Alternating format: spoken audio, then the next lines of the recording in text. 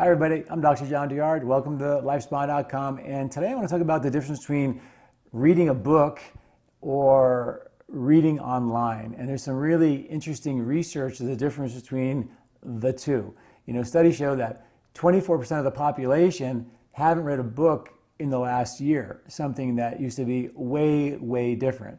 Study in the Journal of Science found that online reading actually has been shown to decrease attention span, and it's also been shown to affect how the eye moves across the page, which directly affects comprehension. So people are seeing comprehension levels going down significantly. Another study in the Journal of Neurology found that regular reading books, something called slow reading is sort of a thing where if you read a book for 30 minutes or more, it actually changes the brain in such a way that it actually has been shown to increase memory and cognitive function, particularly preventing against memory loss later in life, which is really cool. It's like money in the bank. So it's kind of a really important thing to recognize that when we're doing social media, we're getting these little blips, and we all know that, right? But to just kind of put some time aside to open up a book and get through a novel or get through a book or read my book or whatever.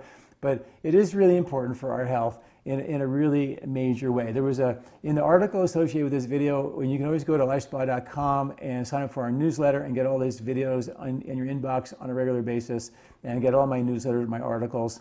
And this was this kid, his name was Jason, and he was a avid reader when he was young in high school and college. He was in the book club and he was a great student, and he loved fiction books, and he read for pleasure. It was the thing that he did.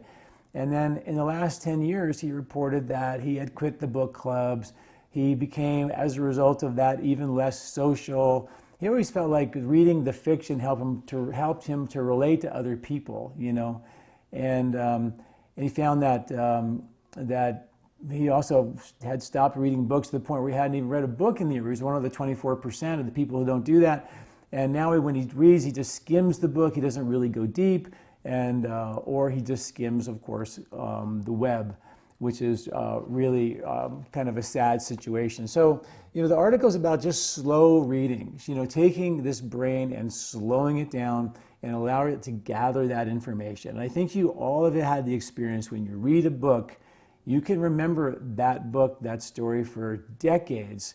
But when you read something on the web or you skim something, it just doesn't stick. There's just nothing like the old-fashioned way that we have learned, which is to take information, is by reading. And I think it's just an important little reminder. It's a great time, as the holidays are coming, to pick up a good book and make it a part of your routine again, even if it's just for 10, 15 minutes at night before you go to bed.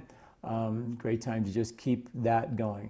Slow reading is 30 minutes, to try to do a little bit longer, but sometimes those books can put you to sleep when it's a nice way to settle yourself down. Way better than your TV or your screen or your phone, which is blasting with blue light, which blocks your melatonin and compromises your ability to settle yourself down and do the detox, rebuild, and repair you're supposed to be doing at night while you sleep. All right, check out this article at LifeSpa.com, and we'll see you all next week. Thanks for listening. I'm Dr. John Douillard.